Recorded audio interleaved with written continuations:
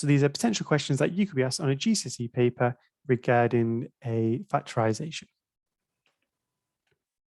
So the first question, it asks you to factorise x squared plus 4x. When you're asked to factorise, you want to find the highest common factor, so the largest value that goes into both of those terms. So x is the largest value. And then what would you multiply x by to get to x squared?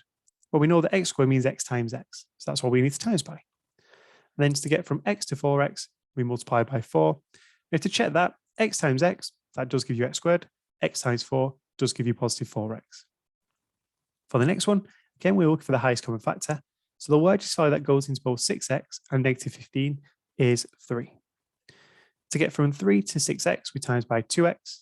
And to get from 3 to negative 15, we times by negative 5. And again, we could expand that bracket. It will take us back to the starting expression. Now, the difference on the next one says factorise fully, which means there's potentially more than one solution. But we are looking for the highest common factor. If we find the highest common factor, that means it's fully factorised. So we focus on the numbers first. We have a 4 and we have a 10. 2 goes into both 4 and 10. If we then focus on the algebra side, we've got an x squared and an x. X is common in both of those. So that gives us our outside term. To get from 2x to 4x squared, we multiply by 2x. And to get from 2x to negative 10x, we multiply by negative 5. And again, we could expand those brackets and it'll take us back to the 4x squared minus 10x.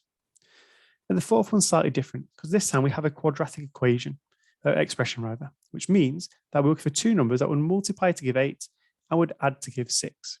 So two numbers that multiply to give 8 are 4 and 2, and when added together, do give you a total of 6.